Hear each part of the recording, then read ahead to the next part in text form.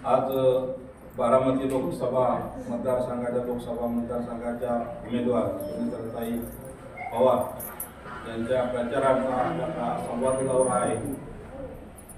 रुपालीताईंचं काम अतिशय मोठं आहे। तिथं जिथं अन्याय होईल तिथं त्या धावून जातात। धडाडीच्या कार्यकर्ते आहेत।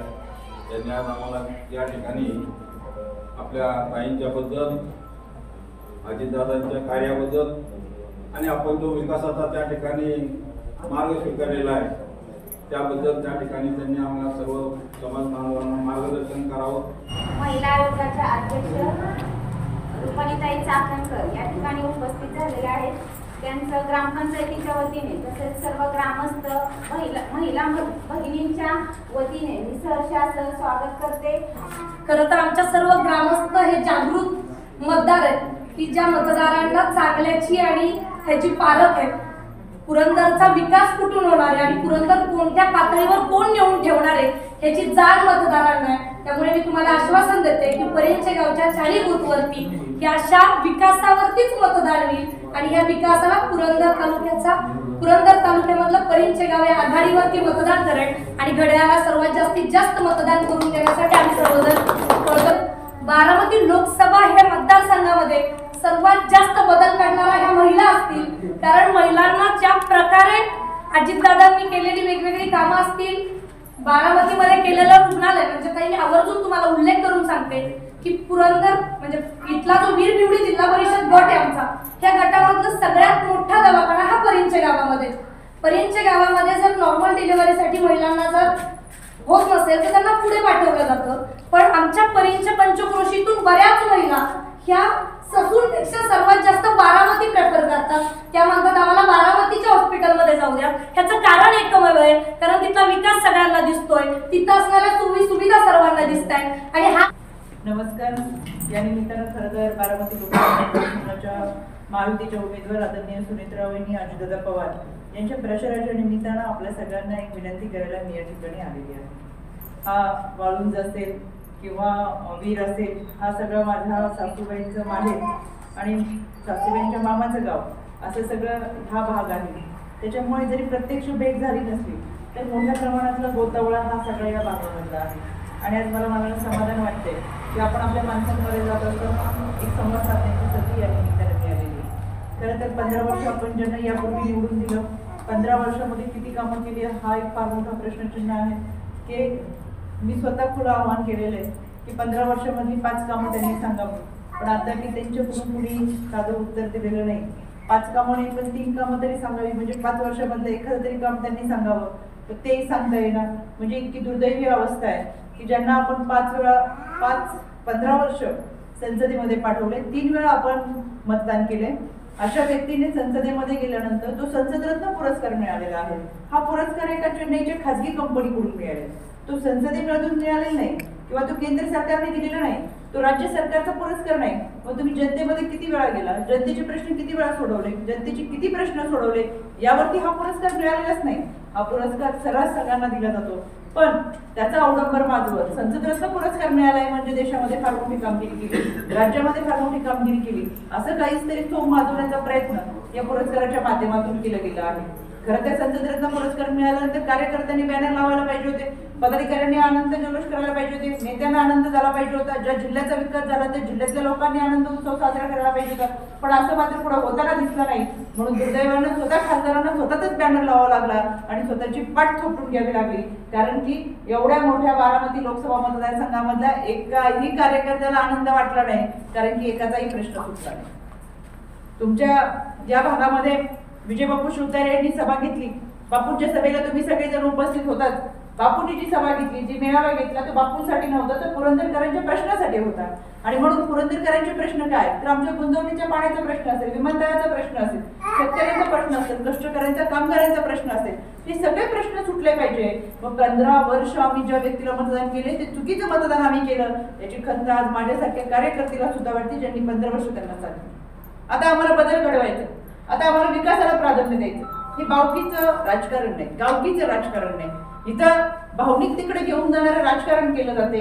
15 वर्ष जर या खासदारांनी काम केलं असतं तर 84 वर्षाच्या वडिलांना त्यांना गावागावात जाऊन फिरवावं लागलं नसतं. तुम्ही विकासाच्या मुद्द्यावरती निवडणूक लढवायला पाहिजे, पण तुमच्याकडे विकास कामच नाहीत, विकास कामांची नावं नाहीत, विकास कामांची यादी नाही, म्हणून तुम्हाला 84 वर्षांच्या वडिलांच्या वरती भावनिकता करून ही मतं मागावं लागतात. हे या राज्याचं बारामती लोकसभा मतदारसंघाच्या लोकांचं दुर्दैव आहे.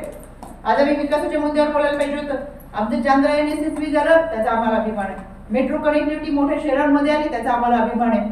यामध्ये 370 कलम असेल, राम मंदिर असेल, ह्या सगळ्या विषयांमध्ये जे जे काही सांगितलं गेलं ते सोडवण्याचा प्रयत्न केंद्र सरकारच्या माध्यमातून केला गेला आणि म्हणून भारताला देश जागतिक पातळीवरती एका वेगळ्या उंचीवर घेऊन जाण्याचा प्रयत्न पंतप्रधानांच्या या उपस्थितीमध्ये होत असताना अनेक योजना त्यांनी आपल्यापर्यंत आणल्या. केंद्राच्या माध्यमातून योजना आल्या, राज्याच्या माध्यमातून आपल्यापर्यंत योजना आल्या. आमच्या महिला भगिनींना ते एसटी प्रवासामध्ये 50% सवलत आहे. आता महिला घरी नवऱ्यांना सांगतात तुम्ही जरा घरात बसा, 50% आम्हाला सवलत आहे, आम्ही जरा प्रवास करून येतो, बाहेरची कामं आम्ही करतो. लेक लाडकी योजना आहे, 4थं महिला धोरण आणले. या महिला धोरणामध्ये पूर्वी 9 महिने 9 दिवस आपण गर्भात वाढवलेल्या बाळाला जन्म देताना त्या नावापुढे, बाळाच्या नावापुढे फक्त पित्याचं नाव असायचं. आता आमचं 14 महिला धोरण आलंय.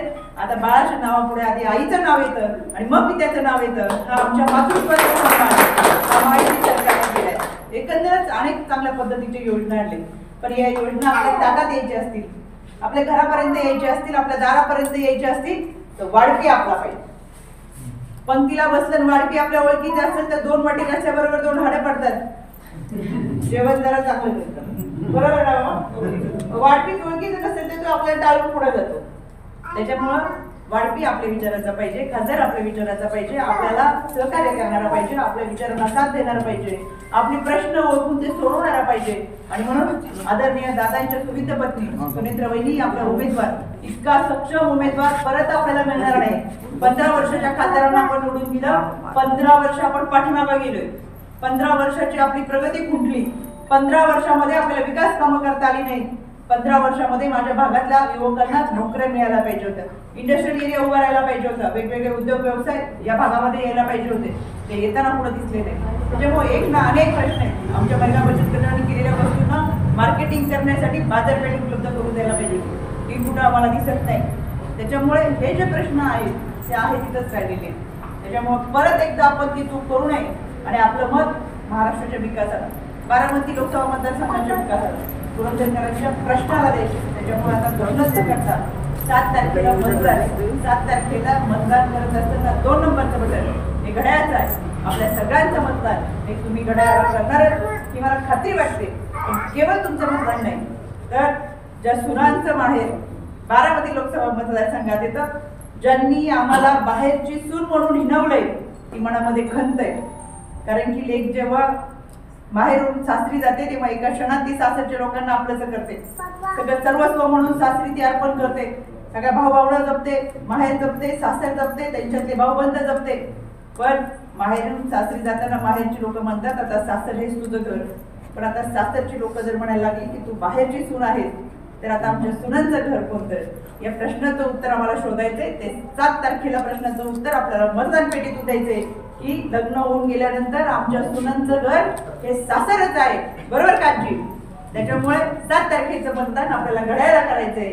आणि आता ही निवडणूक सुनांनी हातात घेतलेली निवडणूक आहे.